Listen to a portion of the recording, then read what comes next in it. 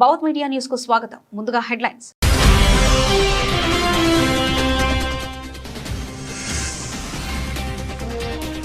భారత global IT leader, India software ఇంజనీర్లపై Putin ప్రశంసలు.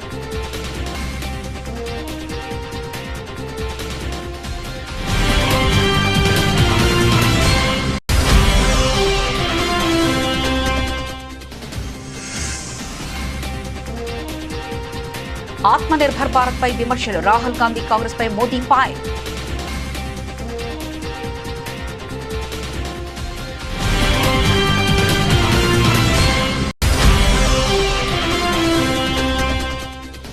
జమ్మూ కాశ్మీర్ అంశం పూర్తిగా మా అంతర్గత విషయం. ఐక్యరాజ్య సమితి, యుఎన్ఓ వేదికగా పాకిస్తాన్ కు భారత్ కౌంటర్.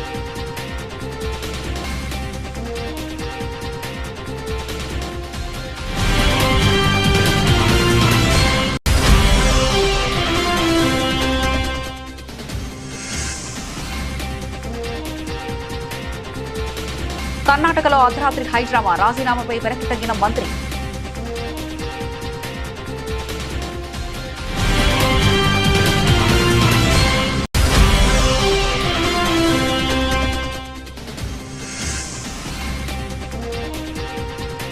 ప్రాజెక్టులపై ఏపీలో చర్చలు. సత్ఫలితాలు రాబోతున్నాయి. పాలమూరు ప్రాజెక్టుల పరిశీలన తర్వాత సీఎం రేవంత్ రెడ్డి వెల్లడి.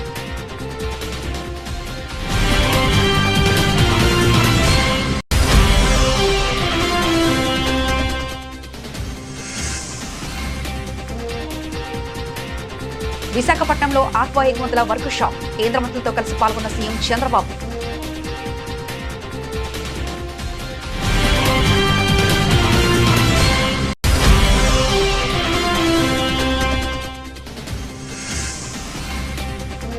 లక్ష కోట్ల ప్రభుత్వ భూమిని రేవంత్ రెడ్డి సర్కార్ పెద్దలకు అప్పగిస్తుంది. సంచలన ఆరోపణలు చేసిన కల్వకుంట్ల కవిత.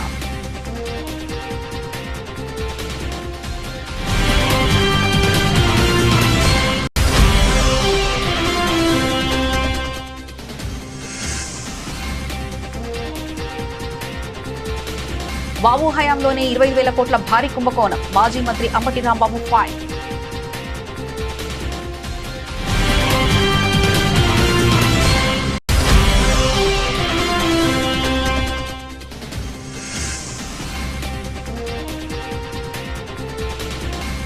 పాలమూరు రంగారెడ్డికి కాంగ్రెస్ సర్కారు ఏం చేసింది? సీఎం రేవంత్ పై Lakshma Reddy fire.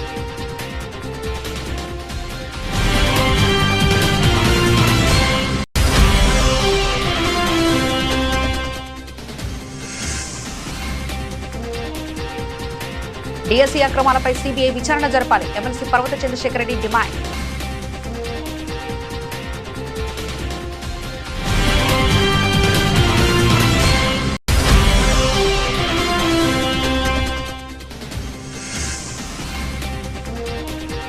Norway chess tournament లో ప్రజ్ఞానంద సంచలనం. తొలి భారతీయుడుగా సరికొత్త చరిత్ర.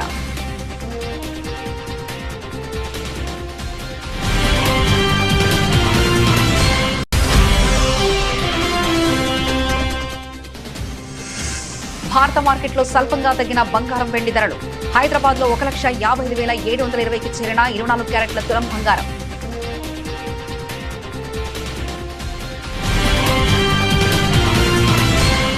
భారతదేశ ప్రతిభ, విద్యా ప్రమాణాలపై రష్యా అధ్యక్షుడు వ్లాదిమిర్ పుతిన్ ప్రశంసల జల్లు కురిపించారు. ఇరు దేశాల మధ్య ఉన్న సంబంధాలు కేవలం దౌత్యపరమైనవి కావని, అవి పూర్తి నమ్మకం, సోదరభావంతో కూడుకున్నవని స్పష్టం చేశారు. రష్యాలో జరుగుతున్న ప్రతిష్టాత్మక సెయింట్ పీటర్స్బర్గ్ అంతర్జాతీయ ఆర్థిక వేదిక SPIEF 2026 ప్లీనరీ సమావేశంలో పుతిన్ ఈ ఆసక్తికరమైన సమాధానాలు ఇచ్చారు. భారతదేశానికి ఉన్న మానవ వనరుల శక్తిని పుతిన్ ప్రతీకంగా కొనియాడారు. సాంకేతిక రంగంలో భారతీయ ఐటీ నిపుణులు, సాఫ్ట్వేర్ డెవలపర్లు ప్రపంచవ్యాప్తంగా అద్భుతమైన గుర్తింపు తెచ్చుకున్నారని ప్రశంసించారు. భారతదేశ ప్రజలు ఎంత ప్రతిభావంతులో, ఎంతటి విద్యావంతులో మాకు బాగా తెలుసు. ముఖ్యంగా కోడింగ్ రంగంలో భారతీయులు ప్రపంచ ప్రఖ్యాతిగాంచారు. అంతర్జాతీయ ఐటీ పరిశ్రమలో ఇండియానే లీడర్ అని పుతిన్ పేర్కొన్నారు.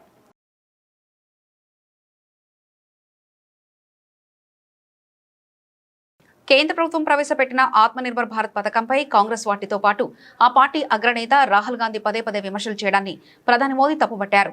దేశ సంకల్పాన్ని కాంగ్రెస్ నేతలు తక్కువ చేస్తున్నారని మోదీ విమర్శించారు. గుజరాత్లోని సూరత్లో శుక్రవారం జరిగిన ఒక కార్యక్రమంలో మోదీ పాల్గొన్నారు. ఈ సందర్భంగా కాంగ్రెస్ పార్టీపై మండిపడ్డారు.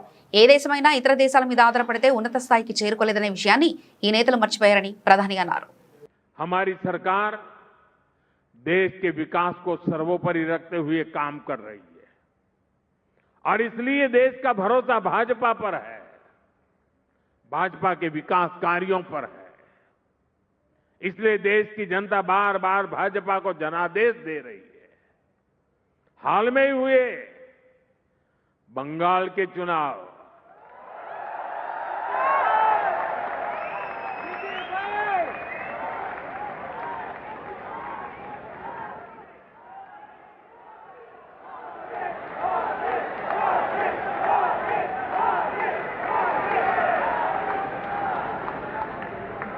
आपको लगता होगा कि मैं बंगाल बोल दिया, एकदम से यहां ऊर्जा आ गई।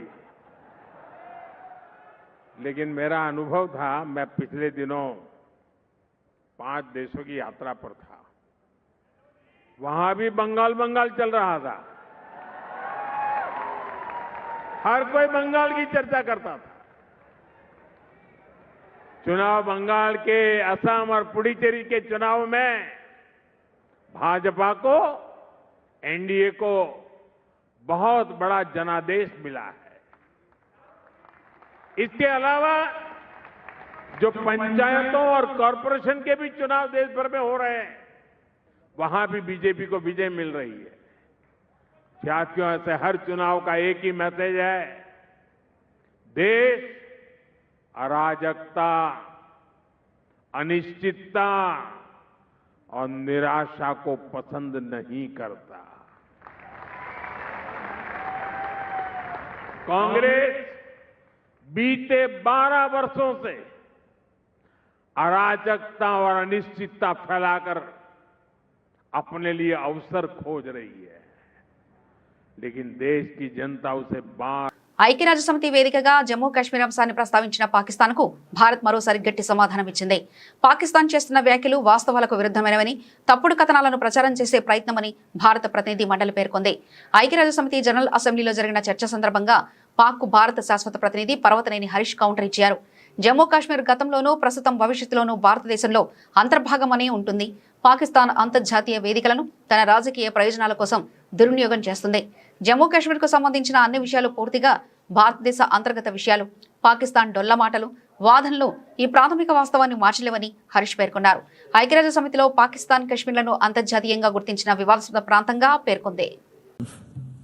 Mr. President, the unwarranted reference by Pakistan to a matter strictly internal to India, the Union Territory of Jammu and Kashmir, has compelled me to respond.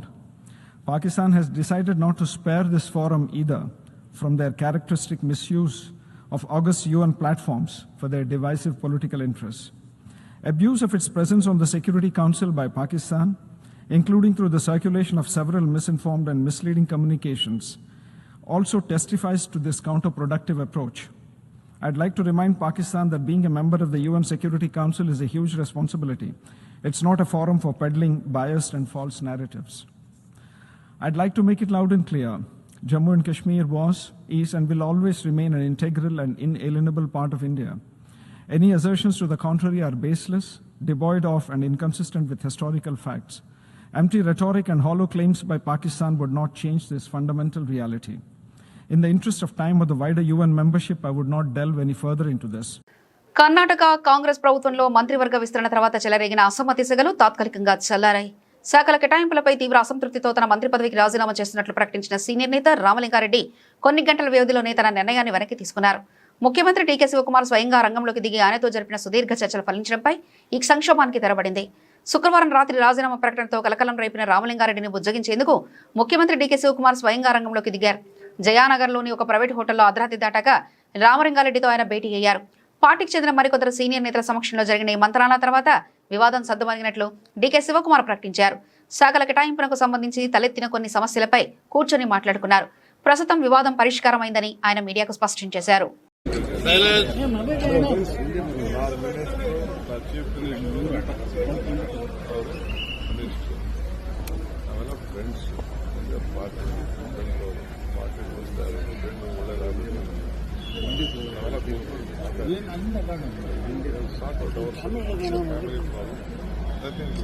ಖಾತೆ ಬದಲಾವಣೆಗೆ ಒಪ್ಕೊಂಡಿದ್ದಾರೆ ಸರ್.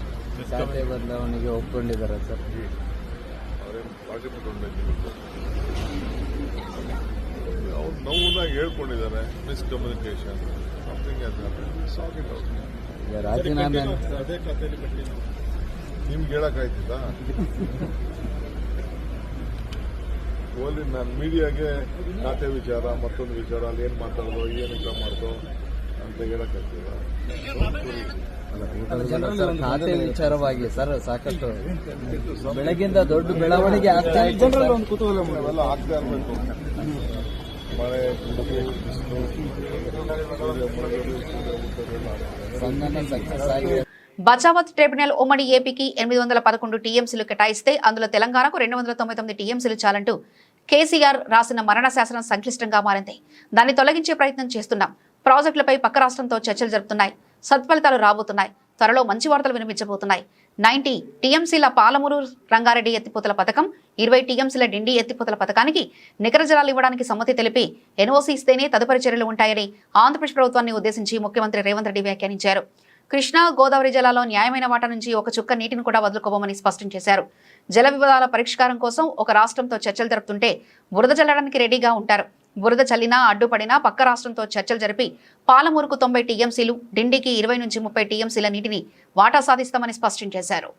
ఇవాళ మీరందరూ ఆశీర్వదించి మీరందరూ నమ్మకంతో విశ్వాసంతో ఆనాడు ఏ విధంగా అయితే మిడ్చల్ మండలం నన్ను జడ్పీటీసీగా గెలిపిస్తే ఏ విధంగా అయితే నేను ఎదుగుతూ వచ్చినో ప్రతి సందర్భంలో ప్రజలకు చేసుకుంటూ వచ్చినా ఇవాళ నేను ముఖ్యమంత్రి అయినా కాబట్టే 22,000 కోట్లు రాష్ట్రం మొత్తం సాగునీటికి ఖర్చు పెడితే ఒక్క మన జిల్లాకే 8,000 కోట్ల రూపాయలు నేను ఇచ్చిన.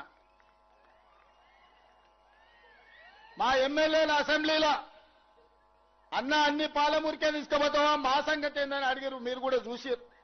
నేను చెప్పిన అయ్యా మాది 60 ఏండ్ల గోస, మాది వలసల బతుకులు. ఇవాళ నేనున్నా, ఇక నేనున్నప్పుడు కూడా మా వాళ్ళకి ఏం చేయకపోతే ఓ బుక్కెడు పువ్వ ఎక్కువ పెట్టకపోతే వడ్డించడానికి నేను ఉండి కూడా దండగా ఇక మీరేమని అనుకోండియా మా జిల్లా కొంచెం ఎక్కువ పెడతా అని చెప్పిన. పెద్ద మనసు వేసుకొని ఉత్తమ్ కుమార్ రెడ్డి గారు, బట్టి విక్రమార్క గారు సహకరించి ఇవాళ మన జిల్లా నుంచి ఏ కాగితం పోయినా ఇవాళ మనకు పనులు అవుతున్నాయి, నిధులు విడుదల అవుతున్నాయి. ఇంతకుముందే ఎన్నమైండు అనిరుద్ధ్ చెప్పినట్టు జైళ్లు కట్టాలని వాళ్ళు అనుకుంటే మా పిల్లలు చదువుకొని ఇంజనీర్లు కావాలి, లాయర్లు కావాలి, డాక్టర్లు కావాలి, ఐఏఎస్లు కావాలి, ఐపీఎస్లు కావాలి, ప్రజాప్రతినిధులై దేశాన్ని ఏలాలని IIITతో పాటు యంగ్ ఇండియా ఇంటిగ్రేటెడ్ రెసిడెన్షియల్ స్కూళ్లు, ఇంజనీరింగ్ కాలేజీలు, మెడికల్ కాలేజీలు ఇవాళ మన జిల్లాకు మంజూరు తెచ్చుకున్నాం. ఒకప్పుడు బడికి పోవాలన్న కొడంగల్ వాళ్ళు మహబూబ్నగర్ రావాలి, తాండూరు పోవాలి, పరిగి పోవాలి. ఇవాళ హైదరాబాద్లో ఉన్నోడన్నా ఎంబీబీఎస్ చదవాలన్నా, ఇంజనీరింగ్ చదవాలన్నా, పాలిటెక్నిక్ చదవాలన్నా, డిగ్రీ చదవాలన్నా, సైనిక్ స్కూల్ కు పోవాలన్నా, నర్సింగ్ కాలేజ్ చదవాలన్నా ఇవాళ కొడంగల్కి వచ్చి రాష్ట్ర ఆర్థిక వ్యవస్థకు చేదోడుగా నిలుస్తున్న ఆక్వా రంగానికి అత్యంత ప్రకాశవంతమైన భవిష్యత్తు ఉందని, వ్యవసాయం తర్వాత ఇదే అతిపెద్ద పరిశ్రమగా అవతరించిందని ముఖ్యమంత్రి నారా చంద్రబాబు నాయుడు పేర్కొన్నారు. విశాఖపట్నంలో నిర్వహించిన ఆక్వా ఎగుమతుల వర్క్షాప్ లో కేంద్ర మంత్రులతో కలిసి ఆయన ఉమ్మడి విలేకరుల సమావేశంలో మాట్లాడారు. అంతర్జాతీయంగా అమెరికా టారిఫ్లు విధించినప్పటికీ కేంద్ర ప్రభుత్వం సంక్షోభం నుంచి కొత్త అవకాశాలు అన్వేషించిందని ప్రశంసించారు.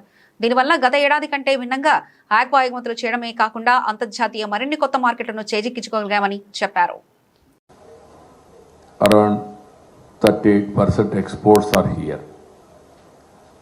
and also very ambitious plans also government of India is having. I am thankful to Honorable Prime Minister. He started blue economy. He created separate ministry, and then he created funds. He is having lot of confidence on blue economy, and also sea coast, even seaweed, is having lot of knowledge and also hope on that. It will create employment for fishermen community, and also if we can exploit deep sea, how to make use of that for fishermen community, that will help us. Earlier there are fears among fishermen community. if we corporatize, big people will come, they will lose livelihood.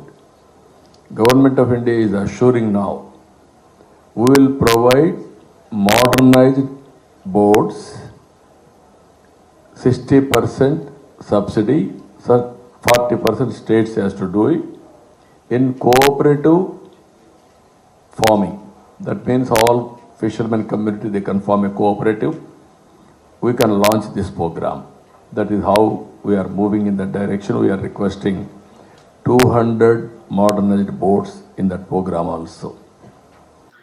1,00,000 కోట్ల ప్రభుత్వ భూమిని రేవంత్ రెడ్డి సర్కార్ పెద్దలకు అప్పగిస్తుందని తెలంగాణ రక్షణ సేన అధ్యక్షులు కల్వకుంట్ల కవిత వ్యాఖ్యానించారు. శనివారం నాడు మీడియాతో మాట్లాడుతూ సీఎం కుటుంబ సభ్యులు, ప్రభుత్వ పెద్దలు, కాంగ్రెస్ ఎంపీలు, ఎమ్మెల్యేలు భూదందాలో ఉన్నారని ఆరోపించారు. ప్రభుత్వ భూములను సుప్రీంకోర్టు వరకు వెళ్లి కాపాడతామని స్పష్టం చేశారు. హైడ్రా పేదల కాలనీలో దాడులు చేసి ఆ భూములు పెద్దలకు అప్పగిస్తుందని మండిపడ్డారు. Shri Aditya company river bed పైన ప్రాజెక్టు కడుతుందని, ఆ కంపెనీ వెనుక ఓ ఎంపీ ఉన్నారన్నారు. శ్రీ ఆదిత్య కంపెనీకి బీఆర్ఎస్ హయాంలో పర్మిషన్ ఇచ్చారని, దాన్ని ముట్టుకునే దమ్ము ప్రభుత్వానికి ఉందా అని ప్రశ్నించారు.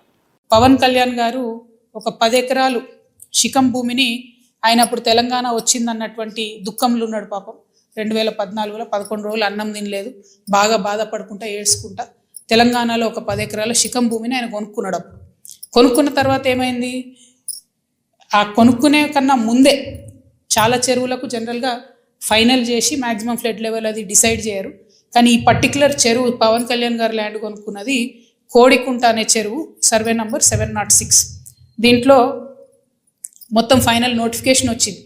ఏ 10 ఎకరాలు అయితే ఆయన కొనుక్కున్నాడో అది శిఖం భూమి అని ఫైనల్ నోటిఫికేషన్లో ఇరిగేషన్ డిపార్ట్మెంట్ చెప్పి ఉన్నది. పవన్ కళ్యాణ్ గారు నిన్న మాట్లాడుకుంటే ఏమన్నారంటే, నా తప్పు ఉంటే అది శిఖం భూమి అయితే ప్రభుత్వానికి ఇచ్చేస్తాం అన్నారు. అయితే ఈయన రిజిస్ట్రేషన్ చేసుకునేటప్పుడు ఎన్ని తప్పులు దొరికినాయంటే, అందులో ఓన్లీ 3 ఎకరాలే శిఖము, మిగతా 7 ఎకరాలు మాగాని అని రాసింది. కానీ అది తప్పు, ఖచ్చితంగా రికార్డ్స్లో ఉంది. నేను ప్రభుత్వాన్ని డిమాండ్ చేస్తూ ఉన్నాను. ఇరిగేషన్ రికార్డులో 10 ఏకర్స్ శిఖం భూమి అని ఉన్నది. ఆ కాయిదాలు మా దగ్గర ఉన్నాయి. కానీ ప్రభుత్వం దగ్గర ఆల్రెడీ డేటా ఉంటుంది కాబట్టి మీరు చర్యలు తీసుకోవాలని డిమాండ్ చేస్తున్నాను. పవన్ కళ్యాణ్ గారు నేను అడిగేది ఏంటంటే, మీరు వాపస్ ఇస్తా అన్నారు కదా, వాపస్ ఇచ్చేసేయండి. మామూలు రైతుల దగ్గర తీసుకున్నప్పుడు కాంపెన్సేషన్ ఎట్లా ఇస్తారో గవర్నమెంట్, మీకు కూడా ఏ టీడీఆరో ఏ పైసలు ఇస్తారు, అర్జెంటుగా వాపస్ ఇచ్చేసేయండి. మీరు కంచె వేసిండ్రు, ముందు ఆ కంచె తొలగించండి. శిఖం భూమిలో కూడా కంచె వేయడానికి ఉండదు. మీరు మట్టేసిండ్రు, ఆడ గోవులకు వాటికి వీటికి గ్రాసం వేస్తున్నా అని చెప్పారు. మట్టేసిండ్రు, ఆ మట్టి మొత్తం చెరువులే వేసిరు కాబట్టి అది కూడా తొలగించాలి. తక్షణమే మీరు వాపస్ ఇవ్వాలని చెప్పి నేను పవన్ కళ్యాణ్ గారిని డిమాండ్ చేస్తున్నాను. రాష్ట్రంలో కూటమి ప్రభుత్వం అధికారంలోకి వచ్చిన తర్వాత మద్యం విక్రయాల్లో విచ్చలవిడి దోపిడీ దాగుతుందని, ఎంఆర్పీ కంటే అదనంగా వసూలు చేస్తున్న సొమ్మంతా బ్యాగుల రూపంలో కరకట్టపై ఉన్న చంద్రబాబు, లోకేష్ల గెస్ట్ హౌస్ కే చేరుతుందని వైఎస్ఆర్సీపీ గుంటూరు జిల్లా అధ్యక్షుడు మాజీ మంత్రి అంబటి రాంబాబు తీవ్రస్థాయిలో ధ్వజమెత్తారు. తాడేపల్లిలోని పార్టీ కేంద్ర కార్యాలయంలో శుక్రవారం ఆయన మీడియాతో మాట్లాడారు. వైఎస్ జగన్ హయాంలో ప్రతి పైసా ప్రభుత్వ ఖజానాకు చేరేలా పారదర్శక విధానం అమలు చేస్తే, నేడు కూటమి నేతలు సిండికేట్లుగా మారి నకిలీ మద్యం ఫ్యాక్టరీలు నడుపుతూ లీగల్ కేసుల పేరుతో వైఎస్ఆర్సీపీ నేతలపై రాజకీయ కక్ష సాధింపులకు పాల్పడుతున్నారని ఆయన మండిపడ్డారు. ఇలాంటి బెదిరింపులకు వైఎస్ఆర్సీపీ భయపడదని ఆయన స్పష్టం చేశారు. మా బొల్లా బ్రహ్మనాయుడు గారు ఇక్కడ ఏదో అరెస్ట్ చేశారని ఇందాక న్యూస్ వచ్చినట్టుంది. ఇది ఒక అన్యాయమైన వ్యవహారం. బొల్లా బ్రహ్మనాయుడు గారు వైఎస్ఆర్ కాంగ్రెస్ పార్టీ మాజీ శాసనసభ్యుడు, ఒక పాల ఫ్యాక్టరీకి అధిపతిగా ఉన్నాడు. దాన్ని ఇంతకుముందు అమ్ముకున్నారు, మళ్ళా కొత్త పాల ఫ్యాక్టరీ కూడా పెట్టుకున్నాడు. ఒక విధంగా చెప్పాలంటే ఈ పాల ఉత్పత్తి, పాల తయారీకి సంబంధించినటువంటి ఒక దిగ్గజం ఈ రాష్ట్రంలో. బొల్లా బ్రహ్మనాయుడు గారు హైదరాబాదులో ఒక స్థలాన్ని బి దగ్గర కొనాలని ప్రయత్నం చేశాడు. వాళ్ళు ఏం చేశారు, ఇది రెగ్యులరైజ్ అయిపోయిందని చెప్పేసి ఆయనకి రెగ్యులరైజ్ పేపర్ చూపించాడు. పై కొంత ఈయన కూడా కాదు, వీళ్ళ బంధువు అంటే ఎవరో రమేష్, ఆయనకి ఈయన పెట్టుబడి పెట్టాడు. మోసపోయారు ఒక విధంగా చెప్పాలంటే. 1,25,00,000 రూపాయలు ఇచ్చారనేమో ఈనాలో రాస్తాడు, 5 కోట్ల రూపాయలు వైట్ మనీ ట్రాన్స్ఫర్ చేశారని ఆంధ్రజ్యోతిలో రాస్తారు. ఏంటి ఆంధ్రజ్యోతికి ఈనాడికి కక్ష? బొల్లా బ్రహ్మనాయుడు గారు వైసీపీలో ఉన్నాడు కాబట్టి ఆయన మీద కేసు పెట్టించి ఆయన లోపలిపించాలనే ప్రయత్నం. నేను కూడా ట్రై చేసి ఆయన కోసం దొరకలా. ఎందుకంటే పాపం ఆరోగ్యం బాగోదు, ఆయనకి ఏదో హార్ట్ ప్రాబ్లం కూడా ఉంది. కేసు పెట్టారు అనగానే యాంటిసిపేటర్కి వెళ్ళాడు. యాంటిసిపేటర్కి వెళ్ళి పోలీసులకు అందుబాటులో లేకుండా ఉండే ప్రయత్నం చేశారు. ఆ యాంటిసిపేటరీ 11వ తారీఖు వేశారు. ఈ లోపల పోలీసులు వెళ్ళి పట్టుకున్నారు. ఆయన ఇబ్బంది పెట్టాలనే ఉద్దేశంతో. చూద్దాం. నేనేదేంటంటే ఈనాడు, ఆంధ్రజ్యోతి కేవలం విష ప్రచారం చేసేటటువంటి కార్యక్రమంలోనే నిమగ్నమైపోయి ఉన్నారు తప్ప దీనిలో అసలు 2.5 ఏళ్లైనా పాలమూరు రంగారెడ్డి ప్రాజెక్టులో తట్టెడు మట్టి తీయలేదని మాజీ మంత్రి లక్ష్మారెడ్డి విమర్శించారు. బీఆర్ఎస్ పార్టీ నాయకులు పాదయాత్ర చేస్తానని అంటేనే కాంగ్రెస్ ప్రభుత్వం కదిలిందని అన్నారు. ఇప్పుడు అకస్మాత్తుగా పాలమూరు రంగారెడ్డి ప్రాజెక్టుపై కాంగ్రెస్ సర్కారుకు ప్రేమ పుట్టిందన్నారు. కాంగ్రెస్ సర్కార్ 2.5 ఏళ్ల పాటు పాలమూరు రంగారెడ్డిని పడావు పెట్టిందని మండిపడ్డారు. మహబూబ్ నగర్ లో మాజీ మంత్రి శ్రీనివాసరెడ్డితో కలిసి లక్ష్మారెడ్డి మీడియాతో మాట్లాడారు. పాలమూరు రంగారెడ్డికి రేవంత్ రెడ్డి సర్కారు ఏం చేసిందంటూ ఆయన ప్రశ్నించారు. ప్రాజెక్టులు పూర్తి చేయాలనే చిత్తశుద్ధి కాంగ్రెస్ ప్రభుత్వానికి లేదని విమర్శించారు. రైతులకు నీళ్లు ఇవ్వలేదనే సోయి కూడా లేదని అన్నారు. 10% ప్రాజెక్టును పూర్తి చేయడానికి కాంగ్రెస్ ప్రభుత్వం ఇంకా ఏడాది సమయం కావాలని అంటుందని తెలిపారు. ఈ ప్రాజెక్టుకు సంబంధించి భూసేకరణ పూర్తి కాలేదని సీఎం రేవంత్ రెడ్డి మాట్లాడుతున్నారని తెలిపారు. రేవంత్ రెడ్డి పచ్చి అబద్ధాలు చెప్తున్నారని మండిపడ్డారు. ఇవాళ క్లియర్ గా నిన్నటి సమావేశంలో ముఖ్యమంత్రి గారు కానీ మంత్రులు కానీ అందరూ కూడా ఒకటే మాట్లాడారు, పాదయాత్ర గురించి మాట్లాడారు. మీరు పాదయాత్ర చేస్తే ఏమవుతుంది, పాదయాత్ర గురించి అని వాళ్ళే పాదయాత్ర గురించి మాట్లాడినంటేనే ఆ పాదయాత్రతోనే కదిలి వచ్చిందనేది ప్రజలందరికీ అర్థమైంది. క్లియర్గా మహబూబ్నగర్ జిల్లా ప్రజలందరూ చర్చ చేసుకుంటా ఉన్నారు. మరి బీఆర్ఎస్ పార్టీ నాయకులు పాదయాత్ర చేస్తామని అనౌన్స్ చేసిన తర్వాతనే కదిలిక వచ్చిందనేది చాలా సంతోషం, మాకు కూడా సంతోషం అనిపించింది. ఒక ప్రధాన ప్రతిపక్ష పార్టీ మా పాత్ర మేము నెరవేర్చడం, మేము మాట్లాడినాం. మా మాట్లాడిన దానికి స్పందన వచ్చి మరి ముఖ్యమంత్రి గారు కూడా విజిట్ చేసి నిన్న మన 2 రోజులు సార్ ఇష్టం వచ్చిన మాటలు మాట్లాడి పోవడం జరిగింది. సార్ ఏదేమైనా నిన్న వాళ్ళు అనౌన్స్ చేశారు కాబట్టి 6 నెలల్లో కంప్లీట్ చేసిన ఒక ఆయన అన్నాడు, సంవత్సరం అని ఒక ఆయన అన్నాడు. సరే సంవత్సరంలో వాళ్ళు అన్నది కూడా ఇప్పుడున్న మేము ఏదైతే చేసిన దాన్ని కంప్లీట్ చేస్తా అన్నారు. అయినా సరే మరొక 2-3 నెలలు టైం ఇస్తాం. పాదయాత్ర ప్రస్తుతానికి పెండింగ్ పెట్టి మరి వాళ్ళ స్పందన వచ్చింది కాబట్టి ఒక 2-3 నెలలు చూసి మరి మనం అనుకున్న ప్రకారం వాళ్ళు పనులు చేస్తే సంతోషం, మేము కూడా దాన్ని సమర్థిస్తాం. లేదంటే అప్పుడు మా కార్యాచరణ ప్రకటిస్తాం. కానీ మొత్తం మీద నిన్న ముఖ్యమంత్రి గారు కానీ మంత్రులు కానీ 2 రోజులు పర్యటన చేసి ఫైనల్గా భూత్పూర్లో ప్రెస్ మీట్లో కానీ జడ్చాలలో పబ్లిక్ మీటింగ్లో కానీ వాళ్ళ మాట్లాడిన మాటలు దాని అర్థమైతే వాళ్ళకు పూర్తిగా ప్రాజెక్టులు కంప్లీట్ చేయాలని చిత్తశుద్ధి ఉన్నట్టయితే కనిపించలేదు. నిన్న ముఖ్యమంత్రి గారి మాటల్లోనే క్లియర్గా ఏం చెప్పినంటే ఇప్పుడు ఏదైతే నార్లాపూర్ నుంచి ఉదండాపూర్ వరకు పని జరిగిందో ఆ పనిని మేము సంవత్సరంలో కంప్లీట్ చేస్తాం, మిగిలిన దాన్ని అంతే కదా అని చెప్పింది. మిగిలిన పనిని సంవత్సరంలో కంప్లీట్ చేస్తామని. దానికి సంవత్సరం అంటే ఆల్రెడీ 2.5 సంవత్సరాలు అయిపోయింది, ఇంకొక సంవత్సరం 3.5 సంవత్సరాలు. అదే మా ప్రభుత్వం వచ్చుంటే 6 నెలల్లోనే ఉదండాపూర్ వరకు నీళ్లు తెచ్చడానికి. రాష్ట్రంలో జరిగిన డిఎస్సీ రిక్రూట్మెంట్ లో భారీ అక్రమాలు జరిగాయని సుమారు 3 లక్షల మంది నిరుద్యోగ అభ్యర్థులు తీవ్ర వేదనకు గురవుతున్నారని వైఎస్ఆర్సీపీ ఎమ్మెల్సీ పర్వత చంద్రశేఖర్ రెడ్డి మండిపడ్డారు. తాడేపల్లిలోని పార్టీ కేంద్ర కార్యాలయంలో శుక్రవారం ఆయన మీడియాతో మాట్లాడారు. ప్రభుత్వం డిఎస్సీ అక్రమాలపై నిరంతరం అసత్యాలు మాట్లాడుతుందని ధ్వజమెత్తారు. సుప్రీంకోర్టు గైడ్ లైన్స్, విద్యా హక్కు చట్టం, ఎన్సీటీఈ నిబంధనలకు పూర్తిగా తుంగలో తొక్కి కనీసం టెట్, డిఎడ్, బిఎడ్ అర్హత లేని వారికి, ఇంగ్లీష్ స్పెల్లింగ్స్ కూడా రాని వారికి కేవలం స్పోర్ట్స్ కోటా పేరుతో ఉపాధ్యాయ ఉద్యోగాలు కట్టబెట్టారని ఆరోపించారు. అధికార పార్టీ నేతలకు సంబంధించిన అసోసియేషన్ల కోటాలోనే వందలాది పోస్టులు కేటాయించి విద్యా వ్యవస్థను నాశనం చేస్తున్నారని విమర్శించిన ఆయన ఈ మొత్తం వ్యవహారంపై తక్షణమే సిబిఐ విచారణ జరపాలని డిమాండ్ చేశారు. 2 లేదా 3 పోస్టులకు గనక అప్లై చేస్తుంటే ఆ 2-3 పోస్టులకు గనక అతనికి గనక సెలెక్ట్ అయ్యుండుంటే మేము ఆ వ్యక్తికి 3 పోస్టులకో 4 పోస్టులకో కాల్ లెటర్స్ పంపించినాము. అప్పుడు ఆ వ్యక్తి ఏదో ఒక పోస్టులో ఫిల్అప్ అవుతాడు.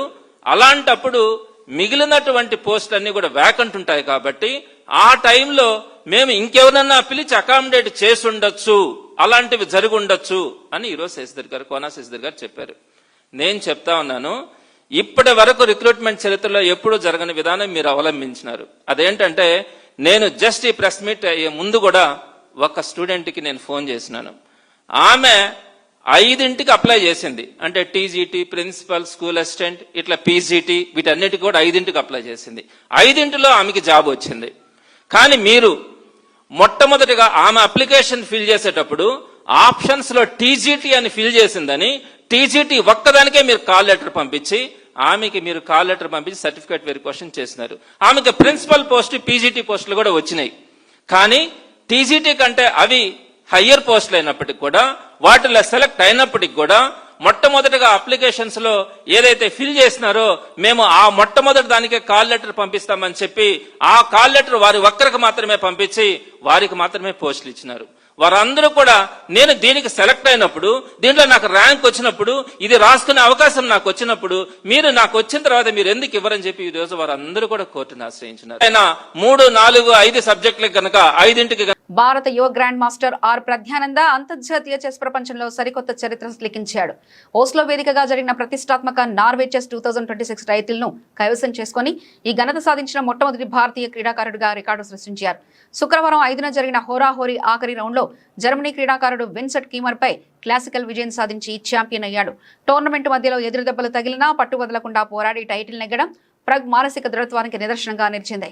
నార్వే చెస్ పాయింట్ల విధానం ప్రకారం ప్రజ్ఞానంద మొత్తం 18 పాయింట్లతో అగ్రస్థానంలో నిలవగా, అమెరికాకు చెందిన వెస్లీసో 17 పాయింట్లతో రెండో స్థానాన్ని, ఫ్రాన్స్కు చెందిన అలీరజా ఫిరౌజ్ 15.5 పాయింట్లతో మూడో స్థానాన్ని దక్కించుకున్నారు. ప్రపంచ ఛాంపియన్ డి గుకేష్ 8 పాయింట్లతో వెనుకబడగా, ఆదిత్య నార్వే స్టార్ మగ్నస్ కార్ల్సన్ 13 పాయింట్లతో టోర్నీని ముగించాడు. ఈ అద్భుత విజయం భారత చెస్ ఎదుగుదలతో మరో మైలురాయిగా నిలిచింది. క్యాండిడేట్స్ టోర్నీకి ఇప్పటికే అర్హత సాధించిన 20 ఏళ్ల ప్రజ్ఞానంద ఈ సూపర్ జర్నీ విజయంతో ప్రపంచ అత్యుత్తమ ఎలైట్ ఆటగాళ్లతో ఒకటిగా తమ స్థానాన్ని మరింత సుస్థిరం చేసుకున్నాడు. ఇక మహిళల విభాగంలో కజకిస్తాన్కు చెందిన బీబిసారా అసోభయేవా ఒక రౌండ్ మిగిలి ఉండగానే నార్వే చెస్ మహిళల టైటిల్ను కైవసం చేసుకుంది. భారత మార్కెట్లో శనివారం బంగారం ధరలు స్వల్పంగా తగ్గుముఖం పట్టాయి. అంతర్జాతీయ భౌగోళిక రాజకీయ పరిణామాలు బలపడుతున్న అమెరికా డాలర్, ముడి చమురు ధరల్లో మార్పులు వంటి కారణాలతో పసిడి ధరల్లో ఒడిదుడుకులు చోటు చేసుకున్నాయి. బంగారంతో పాటు వెండి ధరలు కూడా స్వల్పంగా క్షీణించాయి. ప్రధాన నగరాల్లో శనివారం ఉదయం నమోదైన ధరల ప్రకారం హైదరాబాద్, విజయవాడ మార్కెట్లో 24 క్యారెట్ల 10 గ్రాముల బంగారం ధర 1,55,720గా ఉంది.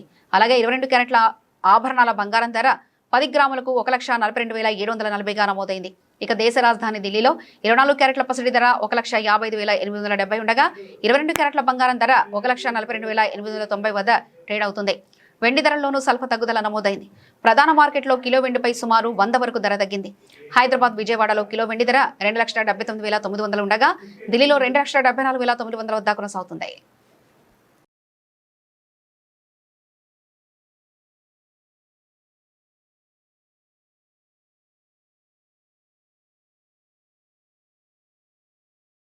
బులెటిన్ ముగించే ముందు హెడ్లైన్స్ మరోసారి చూద్దాం.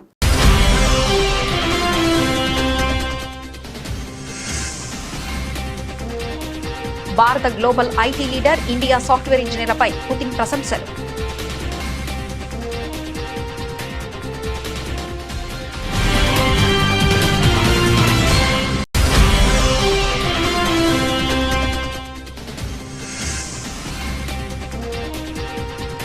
ఆత్మనిర్భర్ భారత్ పై విమర్శలు, రాహుల్ గాంధీ కాంగ్రెస్ పై మోదీ ఫైర్.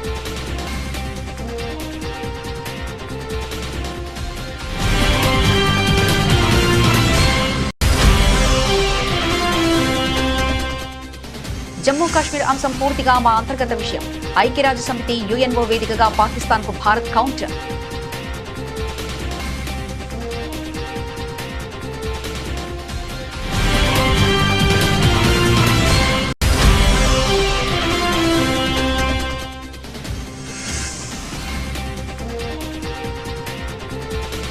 కర్ణాటకలో అర్ధరాత్రి హైడ్రామా, రాజీనామాపై వెనక్కి తగ్గిన మంత్రి.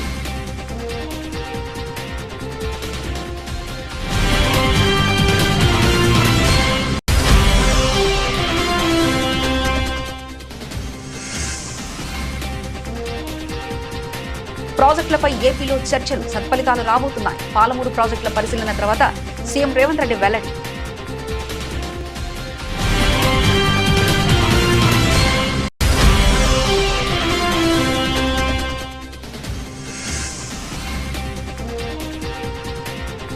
విశాఖపట్నంలో ఆక్వా ఎగుమతుల వర్క్ షాప్, కేంద్ర మంత్రులతో కలిసి పాల్గొన్న సీఎం చంద్రబాబు.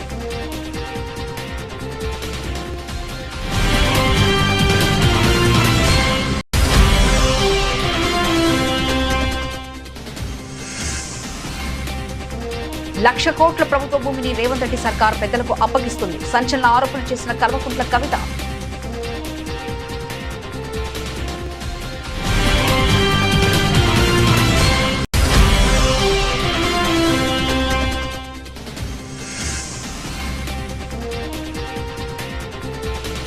బాబు హయాంలోనే 25,000 కోట్ల భారీ కుంభకోణం. మాజీ మంత్రి అంబటి రాంబాబు ఫైర్.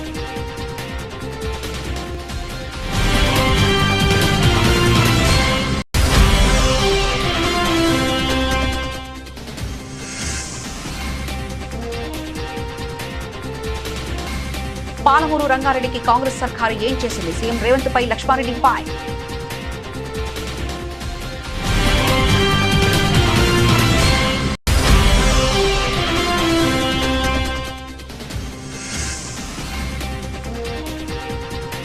డిఎస్సీ అక్రమాలపై సిబిఐ విచారణ జరపాలి. MLC Parvatha Chandrashekar Reddy demand.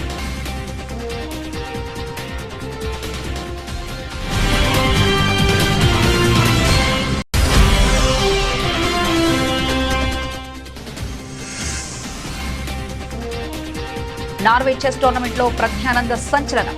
తొలి భారతీయుడిగా సరికొత్త చరిత్ర.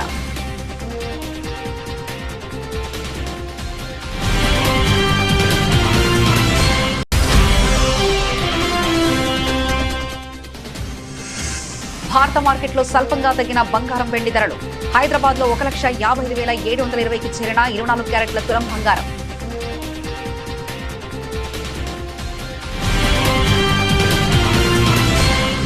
ఇవి ఇప్పటివరకున్న అప్డేట్స్. మరో బులెటిన్లో మళ్ళీ కలుసుకుందాం. అంతవరకు సెలవు. నమస్కారం.